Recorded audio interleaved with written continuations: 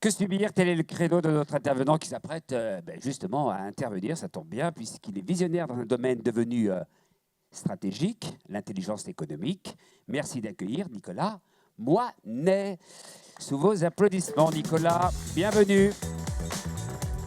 Nicolas, je vous laisse le micro, je vous laisse la scène. Oui, fonctionne. Oui, c'est bon, vous m'entendez bien? Très bien. Bonjour à toutes et à tous. Très heureux d'être là. On va passer sur le diaporama, si vous voulez bien. Voilà, c'est pas que j'aime pas me voir en photo, mais bon. J'ai pas encore le culte de la personnalité. Il n'y aura pas encore ça dans les rues. Non. Voilà. Tout à fait. Donc là, je suis là pour vous parler en une petite heure à peine de la compétition à l'affrontement, effectivement, de la notion d'agir et de subir. Je suis professeur à l'Université de Poitiers et quelques mots juste pour vous expliquer d'où je parle quand je vous raconte toutes ces histoires. J'essaye un peu de sortir de ma tour d'ivoire, très, très confortable. Hein. Et donc j'ai fait notamment l'INEGI, l'Institut national des études de la sécurité et de la justice, et l'IHEDN, il y en a peut-être ici qui ont fait l'Institut des études de la défense nationale. Voilà, je suis réserviste, je suis membre du conseil scientifique du combat du futur de l'armée de terre. Et puis je m'amuse à Pâques, j'ai fait 3 jours dans un sous-marin nucléaire d'attaque. Donc j'essaye d'avoir une vision, je vous raconte ça, pas pour raconter ma vie, pour dire que j'essaye d'avoir une vision un peu de terrain de la conflictualité dans laquelle vous êtes évidemment, puisque parmi mes spécialités, il y a notamment la guerre économique. Voilà. Donc c'est 2 livres à commander à Noël, évidemment. Dont Agir ou subir, quand même, qui a été préfacé par Geoffroy Roux de Bézieux, quand même. Voilà.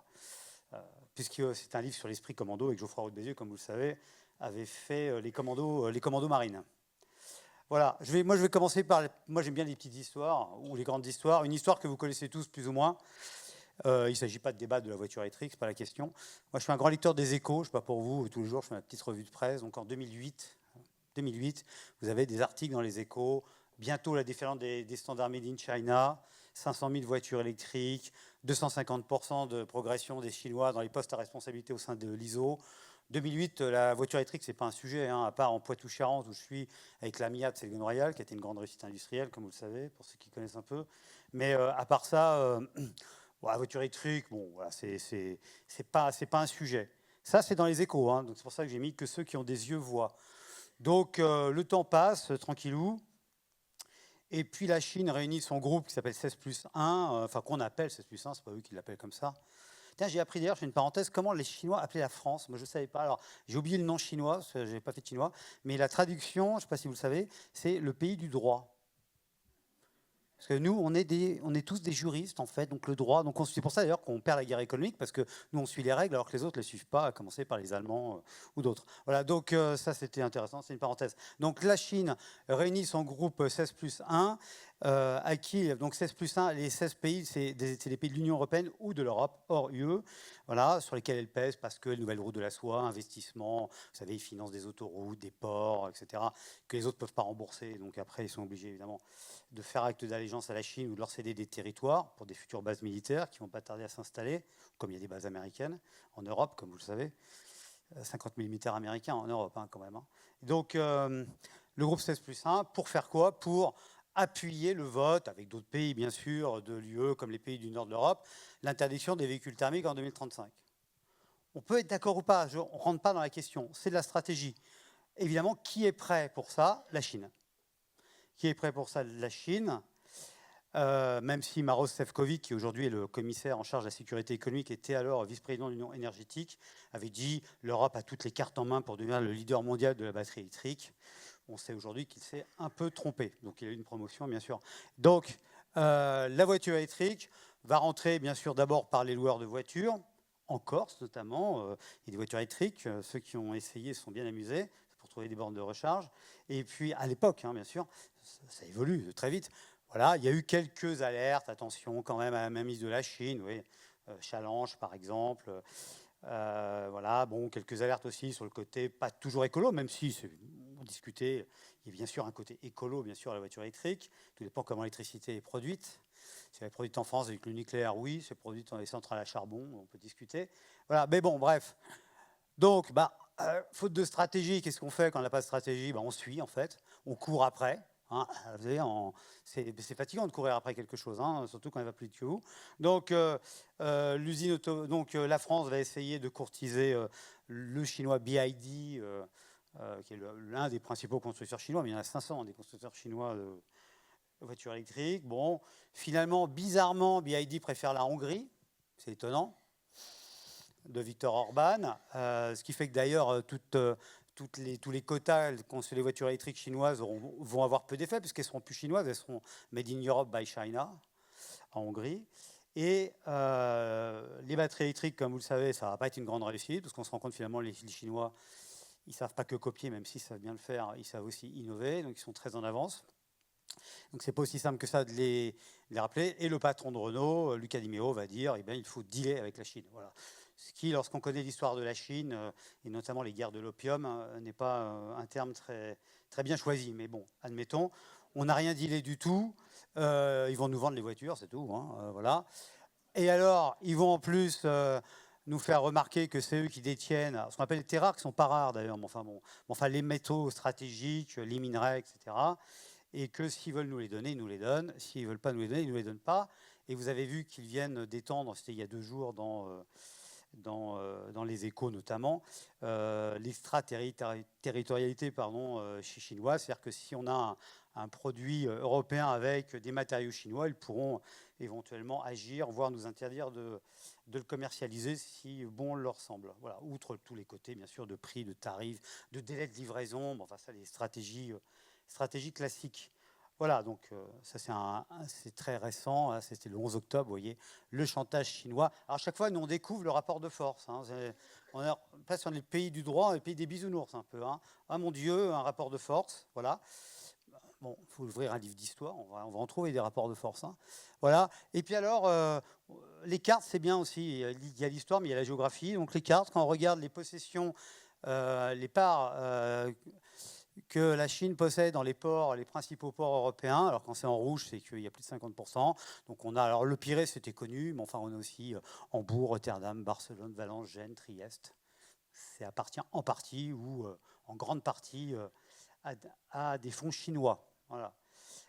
Donc ça c'est quand même intéressant. Parce que les Américains d'ailleurs ont compris la stratégie, puisque si vous vous souvenez, Trump a repris contrôle du canal de Panama, puisque c'est BlackRock qui maintenant possède les 2 ports aux extrémités du canal. Voilà. Il n'a pas nationné le canal de Panama, il n'a pas fait la guerre au Panama. Ils ont repris le contrôle des ports. Et si vous n'avez pas le contrôle du port, vous passez pas. Hein. Voilà. Et puis il y a eu quelques articles, notamment dans Le Monde, pour varier un peu, dire que je ne lis pas que les Échos, comment la Chine lamine l'industrie européenne, et une économiste de l'Intelligence Business Unit de The Economist qui a dit l'Europe pourrait être engloutie dans la réalité économique entre la Chine et les États-Unis. Ce que vient de dire Mario Draghi il n'y a pas très longtemps aussi, hein, l'ancien patron de la BCE, dire attention, si on continue à être lent, pas innovant, etc., ça va devenir très... je le cite, hein, on va sortir de la compétition internationale. C'est ce qu'a dit Mario Draghi à von der Leyen, qu'il n'aime pas beaucoup, enfin, parce qu'il y a grand monde qui aime von der Leyen d'ailleurs. Voilà, donc... mea culpa, il n'y a pas très longtemps, de Nicolas Dufour, qui est le patron de BPI France. La barrière douanière, c'est un tabou pour beaucoup. Vous, est-ce que vous avez toujours été convaincu qu'il fallait avoir recours à cet instrument-là, les barrières commerciales contre la Chine? Non. Moi, j'avoue avoir fait un travail, une évolution intellectuelle. Hein, et d'ailleurs, c'est en écrivant mon livre sur la désindustrialisation. Voilà, c'est que à un moment, vous pouvez plus faire confiance au libre-échange si les gens ne jouent pas le jeu. On s'est tous trompés, alors beaucoup se sont trompés. Les gens, on a pensé, on va dire les choses différemment. Il fallait faire rentrer la Chine dans l'ordre du monde de manière pacifique. Il fallait le faire. Et ça représentait, il fallait faire de la place à la Chine. Voilà. Et sinon, c'était la guerre. C'est comme ça que ça s'est passé pendant les années 30. Le Japon, on leur a mis des barrières douanières énormes dès les années 25, et ça a été la guerre. Donc le choix géostratégique d'ouverture était le bon. Simplement, il y a un moment ensuite où il faut jouer le jeu du monde. Et je pense que nos amis chinois se rendent pas compte, en fait, parce que finalement, c'est l'empire du milieu. Et je suis pas si sûr qu'ils comprennent toutes les conséquences de ce qu'ils font. Et par ailleurs, ils sont pilotés par la fierté. Hein. Alors ça, vous dites beaucoup, la fierté, c'est-à-dire c'est un projet national, c'est tout. C'est le projet d'un empire qui a été exclu de l'histoire du monde pendant 400 ans et qui revient en vainqueur. D'ailleurs, les Chinois ont fait remarquer aux Français il y a quelques années, ils demandaient pourquoi vous avez supprimé le commissariat général du plan. Avant, vous planifiez, vous aviez une stratégie. Mais bon, c'était méchant, je suis d'accord. Donc voilà. Alors tout ça n'était pas prévisible du tout. Il y a 50 ans, certains s'en souviennent peut-être, Alain Perfit avait écrit, d'ailleurs un livre qui se vend toujours, plus de 2 millions d'exemplaires, Quand la Chine s'éveillera, le monde tremblera. En 2000, enfin la fin des années 90, 2 colonels de l'armée chinoise, Cao Liang et Wang Zhengtui, ont écrit un livre qui est traduit en français. Je vous invite à lire si vous ne le connaissez pas, qui s'appelle La guerre hors limite. En gros, ils expliquent qu'il faut faire la guerre par tous les moyens, sauf militaire, guerre culturelle, politique, économique, etc. Apparemment, ils n'ont pas trop déplu au Parti communiste chinois parce qu'ils sont devenus généraux. Voilà. Un d'ailleurs travaille dans une des principales universités, qui est un des 7 fils de l'armée populaire de libération. Voilà, université d'ailleurs qui, je fais une parenthèse parce que c'est tout à fait positif, avait voulu passer un accord avec le groupe INSA. Je sais qu'il y a des gens qui ont fait l'INSA ici. Et ce sont les étudiants qui ont fait échouer ce projet puisqu'ils se sont dit on ne va quand même pas travailler avec la principale université chinoise qui travaille pour les militaires chinois. Puisqu'il y avait des domaines dans lesquels l'INSA était encore en pointe et les Chinois n'étaient pas bons dans ce domaine. Là, c'est tout récent. Et c'est les étudiants, en fait, qui ont fait chuter après que des conseils d'administration de l'INSA, pas tous, Rouen, je crois, et les Hauts-de-France avaient voté pour. Lyon, ensuite, Strasbourg et d'autres ont voté contre. Mais c'est assez intéressant à noter que chez les jeunes générations, il y a quand même une prise de conscience de ce que c'est que la géostratégie. Si vous avez suivi, c'est pas très vieux. Les polytechniciens aussi ont fait capoter la migration des données de Polytechnique vers Microsoft, et notamment des laboratoires de l'X. Voilà. Donc tout ça a été écrit. Et alors, s'il y a vraiment un livre à lire extraordinaire par le secrétaire de l'Académie française, Amin Malouf, c'est, si vous ne l'avez pas lu, Le labyrinthe des égarés, l'Occident face à ses adversaires, où il explique en fait comment tout ça se construit depuis le 19e siècle. Donc tout ça n'est pas nouveau. C'est comme ceux qui découvrent Trump 2 après avoir vu Trump 1. C'est très étonnant quand même. Voilà. Donc ça vous intéresse, voilà. Il y a un article que vous pourrez trouver en ligne que j'ai écrit, qui est gratuit, que vous trouverez en ligne dans Diplomatie, sur tout le système chinois. La Chine, c'est des services de renseignement. On a des bons services de renseignement en France, mais la différence, c'est que les Chinois, eux, ils sont 1,4 milliard. Donc, ils ont des services de renseignement avec, par exemple, des centaines de milliers de personnes en renseignement extérieur. Donc, c'est la masse, en fait. Vous savez, dans la guerre, la masse, c'est important. Et très récemment, la DGSI et la DGSE ont déjoué une opération sur LinkedIn. Je sais que la plupart d'entre vous sont sur LinkedIn. Quand même, 4000 Français avaient été ciblés par 500 faux profils chinois. Voilà, soit pour les attirer en Chine, soit pour leur proposer des choses diverses et variées, bien sûr, dans les intérêts stratégiques chinois. Voilà, donc il faut sortir un peu de la naïveté. Un service justement de renseignement comme la DRSD avait il y a quelque temps sur son site dit « Nous sommes en guerre économique » et avait expliqué ce qu'était la guerre économique par différentes émanations, alors on ne va pas toutes les citer, mais les vols d'informations, bien sûr, les intrusions, l'ingénierie sociale, les atteintes à la réputation, les captations diverses et variées. Bon, voilà. Globalement, ça c'est le CICE, donc le secrétariat, enfin le service à l'information stratégique et sécurité économique de Bercy, voilà, estime qu'aujourd'hui les menaces sur les entreprises, donc sur vous, c'est des atteintes capitalistiques, de la captation de propriété intellectuelle d'informations sensibles, cyberattaques, procédures juridiques à l'étranger. Les meilleurs dans ce domaine-là, c'est les Américains. Je vous cite juste un exemple qui est arrivé à une start-up de Sophie Antipolis dans le New Space il n'y a pas très longtemps. Ça pourrait vous arriver. Elle a reçu un mail d'une entreprise américaine parce qu'elle avait déposé un brevet aux États-Unis. Et ils n'ont pas tout mis dans le brevet, évidemment. Donc l'entreprise américaine dit nous, on aimerait avoir des infos sur ça, ça, ça et ça. Bien sûr, à la française, c'est-à-dire je ne réponds pas. Oui, mais vous avez déposé un brevet aux États-Unis. Le Freedom of Information Act vous oblige à répondre. Peut-être pas à dire, mais à répondre. Vous ne répondez pas, avocat américain, ça leur a coûté quand même $200 000 de frais d'avocat pour une start-up. Ça fait assez mal. Voilà. Donc on est bien dans une guerre économique, qui est une vraie guerre, parce que la guerre n'est pas que militaire. La guerre, c'est une confrontation entre parties voilà, c'est une agression collective organisée, un acte de violence lorsqu'il est létal, lorsqu'il est fait par des militaires, c'est la guerre militaire.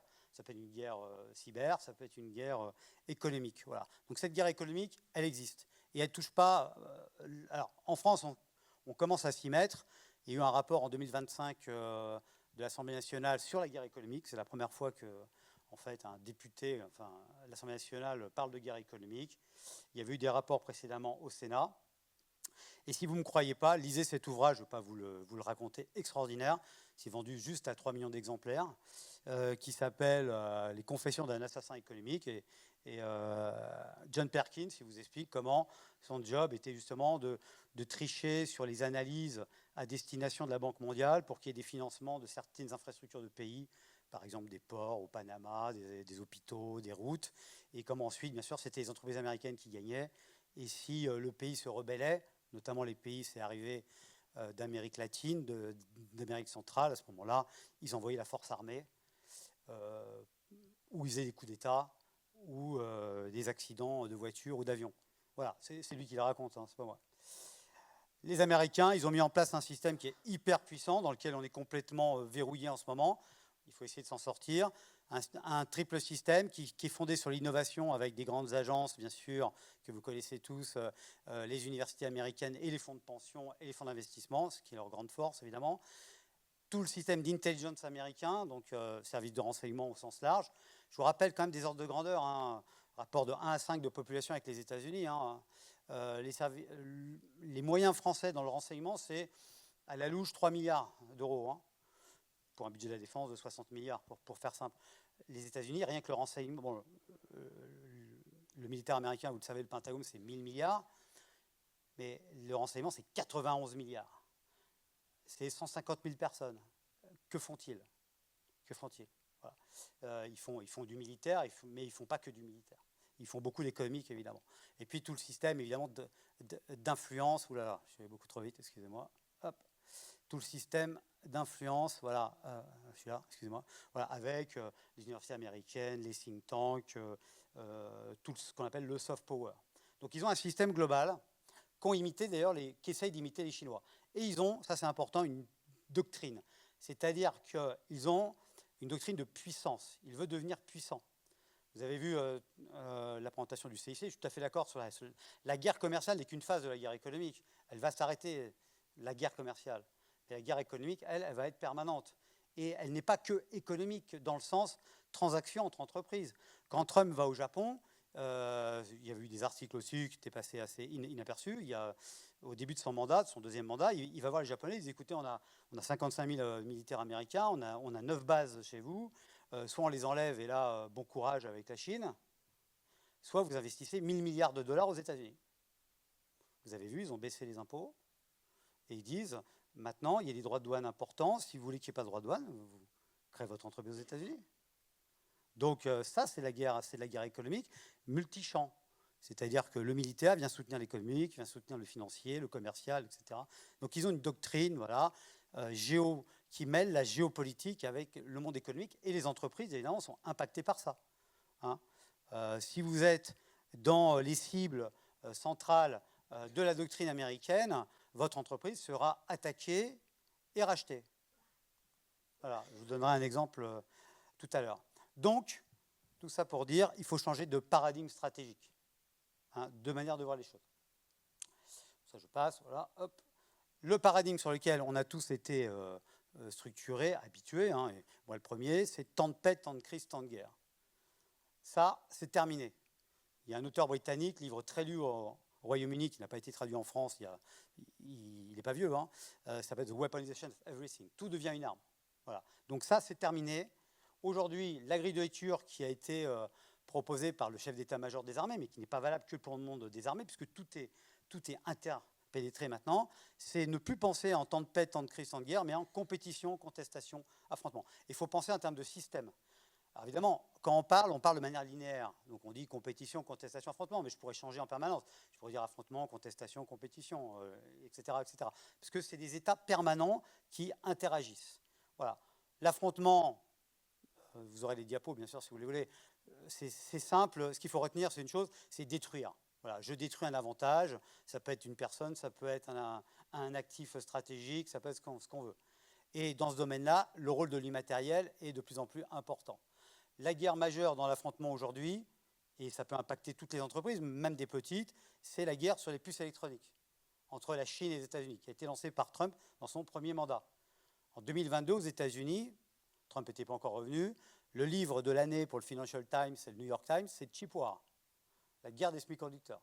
Je vous rappelle, si on n'a pas de semi-conducteurs, pas de voiture, pas de missiles, pas de téléphone, enfin rien. Hein. Je veux dire, on a, enfin rien. Pas grand-chose. Hein. Voilà. Ça, c'est l'affrontement. Les deux autres trucs, c'est les deux autres phases, c'est la compétition et la contestation qui interagissent. La compétition, c'est pas la concurrence. Hein. La compétition, il y en a un qui gagne et l'autre perd. Hein. Comme dans une compétition sportive. La compétition, c'est modeler, c'est-à-dire donner des critères de légitimité, des normes. Alors, les normes, c'est la principale, voilà, c'est la principale arme. Et la contestation, je vais y revenir, c'est disloquer. Disloquer, c'est-à-dire prendre les faiblesses de l'adversaire et les utiliser pour, en fait, que son système soit totalement paralysé. Alors, si évidemment il se paralyse tout seul, c'est encore mieux. Je vous donne des exemples très rapides à la suite.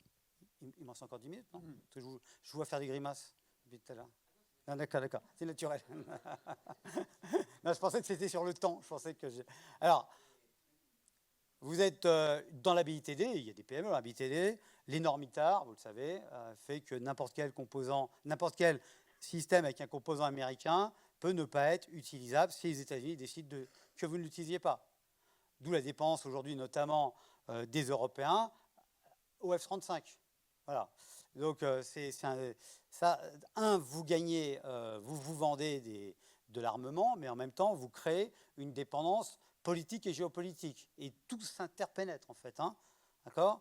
Le nucléaire français, je ne vais pas être long, l'Allemagne pendant 30 ans, par des fondations, par les Grünen et ces fondations, avec de l'argent d'État, à financer des associations en France. On peut être contre le nucléaire, ce n'est pas la question, peu importe. À financer des associations pour sortir du nucléaire en France. On le sait aujourd'hui, c'est documenté, il n'y a pas de problème. Vous pouvez trouver toutes ces informations sur des sites sérieux. Voilà. Pourquoi ? Parce que le nucléaire était un des moyens pour l'industrie française d'être compétitive. Ce n'est pas les salaires, hein, vous êtes d'accord, hein. Donc, ce n'est pas les charges. Donc, c'était notamment le prix de l'énergie. Voilà. Ça a été une bataille. La France est revenue un peu dans le nucléaire, mais ça n'a pas été sans mal. D'ailleurs, il a fallu négocier avec les Allemands. Et les Allemands nous ont dit, d'accord, les énergies vertes, on met le nucléaire, mais on met aussi le gaz. Donc le gaz, aujourd'hui, dans l'Union européenne, est une énergie décarbonée qui a le droit au financement vert. On a dû négocier avec les Allemands. Voilà, tout ce qui s'est passé. Quand Greenpeace vous fait la promotion des panneaux solaires, Greenpeace oublie de dire, alors là, ils en sont sortis très récemment, mais vous pouvez retrouver les traces, qu'avant, ils avaient une coopérative qui s'appelait Greenpeace Energy, qui a changé de nom, qui s'appelle Green Planet Energy, vous le trouvez, hein, qui vend du panneau solaire, fabriqué par la Chine. Alors, les mauvaises langues diraient que c'est peut-être pour ça que Greenpeace ne s'attaque jamais aux pétroliers chinois, qui, comme vous le savez, ne polluent pas, alors que les pétroliers français, eux, polluent. Voilà. Donc, il faut être conscient, en fait, du monde dans lequel on est. Je vous passe l'affaire des sous-marins avec l'Australie. Ils ne sont pas prêts d'en avoir, d'ailleurs, les sous-marins, c'est bien fait pour eux. Je passe la stratégie en permanence de paralysie de l'Allemagne vis-à-vis du SCAF, ou ce qui s'est passé au sein de l'ESA, où l'Allemagne, ce qui peut se comprendre d'ailleurs, ils défendent leurs intérêts, c'est pas critiquable, à récupérer des emplois en Allemagne. Il faut dire que, voilà, après la Seconde Guerre mondiale, c'était les ingénieurs allemands étaient partis du côté de Vernon dans l'Eure et finalement ils ont récupéré leur dû. Voilà. Il y a aussi tous les sabotages qui impactent l'économie. Hein. Lorsqu'il y a des câbles Internet qui sont coupés par la Russie, on sait que c'est la Russie, évidemment ça impacte tout le monde. Lorsque les hôpitaux français en 2022, les hôpitaux français sont hackés par des hackers russes, ça a été, c'est une des rares fois d'ailleurs où l'ANSSI a déterminé que l'attaque était russe. Alors, personne n'a dit de l'État russe, hein, c'était des hackers russes. Bon, ça impacte le social, ça impacte l'économie, ça impacte tout le monde. Hein. Voilà. Bon, ça aussi, ça nous impacte. Pourquoi ? Parce que le fait de faire sortir la France du Mali par de la manipulation de l'information, etc., fait qu'on n'a pas d'accès à certaines ressources minières aujourd'hui. C'est plus compliqué. Le Burkina, le Niger, enfin, tout ça est parfaitement orchestré par le triumvirat Russie, Chine et puis ses alliés type Corée du Nord, etc. Voilà. Ou la dislocation de la société française. Et on ne peut pas, c'est parce qu'on est chef d'entreprise, on n'est pas en dehors de la société. Lorsque vous avez l'étoile de David, lorsque vous avez les cochons devant les mosquées, c'est de cochons, tout ça est parfaitement orchestré. Et, oui, voilà. Ou lorsque vous avez tous les dom-toms qui sont invités régulièrement à Bakou, en Azerbaïdjan, pour leur expliquer comment ils pourraient s'émanciper de la tutelle française, avec évidemment comme idée que la deuxième zone maritime du monde ne le soit plus. Parce que c'est ça l'idée évidemment, l'Azerbaïdjan travaillant évidemment pour la Chine et la Russie. Il faut être conscient. Alors vous me dire que faire? Ils ont deux catégories, ceux qui ont un pistolet chargé et ceux qui creusent. Toi, tu creuses. Alors, comment on peut faire pour avoir un pistolet chargé? Donc là, je vais être positif. La première idée, c'est de sortir du déni, du ça n'arrive qu'aux autres. Vous dites, moi, je suis pas Alstom, je ne vais pas me faire acheter par General Electric après qu'un de mes ingénieurs a été mis en prison. Vous voyez, une PME de Lille s'appelait VatSecure, qui s'est pris 14 millions de dollars d'amende, à peu près son chiffre d'affaires, parce qu'elle avait débauché un cadre américain. Voilà. Bercy a fait un travail remarquable pour essayer de la sauver, pour qu'il y ait une nouvelle levée de fonds. Et finalement, comme toujours en France, parce qu'on est pays des bisounours, on a dit on va choisir une solution européenne. Donc, VatSecure, si vous avez suivi ça, a été vendu à Hornet Security, qui est un Allemand. Voilà. Celui qui attaquait, c'était un Américain, c'était Proofpoint, il s'appelle. D'accord ? Donc, finalement, tout était pour le bien, pour le mieux. L'amende a été payée. VatSecure est avec un Allemand qui a les reins solides. Et l'Allemand vient d'être racheté par Proofpoint. Et j'étais à une réunion, d'ailleurs, il y avait Geoffroy Roux de Bézieux mardi sur la sécurité économique. Et Bercy nous a dit qu'ils pensent, elle n'a pas la preuve, mais ils sont quasiment persuadés que l'Allemand, dès le départ, lorsqu'il a fait l'opération où nous avons mis de l'argent, parce que c'est notre argent, le contribuable français, pour sécuriser VatSecure en le mariant à l'Allemand, il savait déjà qu'il serait racheté par l'Américain. C'est ce que disent les experts de Bercy, qu'ils l'avaient un peu, évidemment, mauvaise, comme vous l'imaginez. Donc, première idée, sortir du déni, que ça n'arrive qu'aux. Deuxième idée, changer de focale, voir le monde avec les yeux de l'autre, ce qui n'est pas facile, on est d'accord. Donc, il y a les cartes européocentrées, là, c'est super, on est au centre, on est les plus beaux. Bon, puis ça, c'est le monde vu par la Chine, et vous voyez, ce n'est pas tout à fait la même, par l'armée populaire de libération, c'est encore l'armée de libération. Donc, voilà, ce n'est pas tout à fait la même carte. Même si on ne l'aime pas, on n'est pas là pour aimer ou pas aimer Trump. On va se marier avec lui. Il est déjà marié, d'ailleurs. Ça vous intéresse, c'est trop tard. Mais comment fonctionne-t-il? Et puis son administration, évidemment. The Art of the Deal, ou voir le film qui raconte sa formation de jeunesse avec un avocat américain, Roy Cohn, si vous ne l'avez pas vu, c'est extraordinaire. Vous allez comprendre très très vite comment il fonctionne, ça, puisque c'est sa formation. Voilà. Et puis penser en termes d'échiquier multiples. C'est-à-dire qu'il y a l'échiquier classique que vous connaissez tous et vous êtes bons là-dessus, il n'y a pas de problème, le truc classique, l'échiquier concurrentiel, mais il y a l'échiquier géoéconomique et il y a l'échiquier de la société civile qui est utile. Et les puissances, comme les États-Unis, le Japon, la Chine, enfin quoi que le Japon aussi, la Chine ou d'autres, ils utilisent les trois. Ils vont agir sur les trois.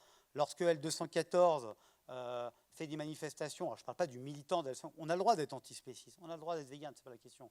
Mais lorsque L214 fait des manifestations, et que vous regardez le financement de L214, ça aussi, ça peut être trouvé de manière ouverte, et que vous avez 1,5 million de dollars qui vient de la Silicon Valley, et des fondations sur la viande artificielle, qui est autorisée depuis 2 ans dans l'Union européenne. Pas encore arrivé, mais dans les étals, enfin dans les supermarchés, mais ça ne va pas tarder. Évidemment que ce n'est pas totalement innocent. Voilà. Ça, vous connaissez tous l'histoire de la guerre fantôme. Je passe cette affaire. Vous voyez de quoi je parle, La chaîne nucléaire française, les turbines Arabelle, rachetées en 2014 par General Electric, mais attention, sur fond de mise en accusation réelle, en plus, d'une opération 10 ans plus tôt de corruption sur un marché. Donc on met des cadres d'Alstom en prison et on fait pression, évidemment, ça participe de la pression. Les Américains vous diront qu'il n'y a aucun rapport entre ce que fait le département de la justice américain et ce que fait General Electric, mais bon, voilà, les gens sérieux savent bien qu'il y a un rapport. Voilà, donc on met pression, on fait pression juridiquement pour acheter une entreprise. Et lorsque Pierucci, que je connais bien, arrive et puis voit le procureur du Connecticut qui lui dit « Vous avez fait de la corruption il y a 10 ans » et qui lui met sur la table en 2014 les preuves email qui datent de 2004 de la corruption qu'il a faite sans être aux États-Unis à l'époque. Hein, donc, ça, vous voyez la puissance en fait du renseignement américain. Ça, c'était 2004 pour la corruption, 2014, imaginez 2025. Hein. Mais bon, j'imagine que vous n'avez pas de boîte Gmail quand vous travaillez professionnellement, enfin j'espère. Voilà, donc, et dans le Wall Street Journal, l'ancien directeur de la CIA avait fait un article qui a été repris par Le Monde. Nous allons vous espionner, et voilà pourquoi. 2000. Ensuite, vous avez une ONG, Transparency International, qui a dit on va faire une liste des pays les plus corrompus du monde, et puis on va faire une convention à l'OCDE pour lutter contre la corruption. Est-ce que vous êtes d'accord ou pas? Vous allez dire non, je suis pour la corruption. Non. Donc la France a ratifié cette convention, et c'est là qu'on a ouvert l'extraterritorialité du droit américain. Mais on a continué à faire de la corruption. Puisqu'à la même époque, on pouvait continuer à aller à Bercy, déclarer des frais de corruption, ça s'appelait des frais exceptionnels à Bercy, évidemment. À partir des années 2004-2005, on va se prendre 14 milliards d'amendes quand même. Voilà. Je termine. Positif, il y a des gens qui gagnent. Ça a été le cas de Jean Boustany. Ça a été le cas aussi du groupe Théa. Je termine peut-être sur ça, parce que ça, c'est une histoire assez incroyable. C'est une PME qui se trouve à Clermont-Ferrand, qui fait du collier ophtalmique. Elle reçoit, en fait, elle voit son chiffre d'affaires baisser, et elle se rend compte que les ophtalmos ont reçu des dossiers montrant qu'il y a des effets secondaires dans son collier ophtalmique. Donc, évidemment, ça fait baisser son chiffre d'affaires. Ils font faire une enquête par un cabinet privé qui va se rendre compte que c'est un concurrent monégasque en fait, qui est à l'origine de ça. Donc ils portent plainte, ça a été jugé, hein, l'affaire a été jugée. Mais porter plainte, vous le savez, vous continuez en fait à avoir votre chiffre d'affaires baissé. Donc ce qu'a fait le groupe Théa, ce qui est assez intelligent, c'est qu'ils sont allés trouver le concurrent monégasque, ils ont dit on a toutes les preuves, donc soit on continue comme ça et ça se passera mal pour vous, soit on vous rachète. Donc ils ont racheté le concurrent monégasque qui lui profitait de la hausse des parts de marché, puisque c'était son principal concurrent. Ça, je n'ai pas le temps de vous en parler. Mais voilà, donc retenez, c'est en conclusion, il faut changer absolument de grille de lecture, parce que si on n'a pas les bonnes lunettes, on ne voit pas bien. Voilà. Donc ça, c'est la bonne grille de lecture. Compétition, contestation, affrontement. Merci de votre attention. Merci Nicolas, merci. C'était parfait. Une rapidité, une précision, c'était passionnant. Ça va Nicolas? Super. Non, parce que vous ne me parlez plus. Non, mais ça m'arrive de m'arrêter de temps en temps. C'est vrai, mais pourtant c'était très intéressant, vraiment. Nicolas, j'avais une question à vous poser, mais...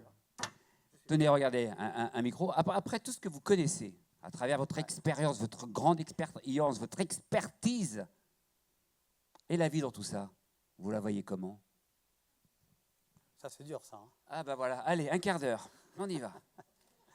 Non mais sérieusement. En fait, je pense que quand on se bat, le problème ne se pose pas. En fait, c'est dans l'action et dans le combat que... Voilà. C'est ce que j'ai voulu montrer par les derniers exemples. En fait, quand on se bat, on peut gagner. Le pire ennemi qu'on peut avoir aujourd'hui, c'est notre propre défaitisme. Voilà. Et ça, c'est vraiment c'est peut-être le message. Mais si on se bat, on peut gagner. David a vaincu Goliath. Et absolument. Et selon vous, les clés du pire, justement, pour éviter le défaitisme?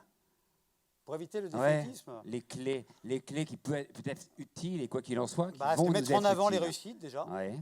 Voilà, ça c'est important, parce qu'on aime bien parler de ce qui va mal. Hein. Je veux dire, on a quand même l'espèce d'esthétique de la défaite, hein, d'amour de la défaite.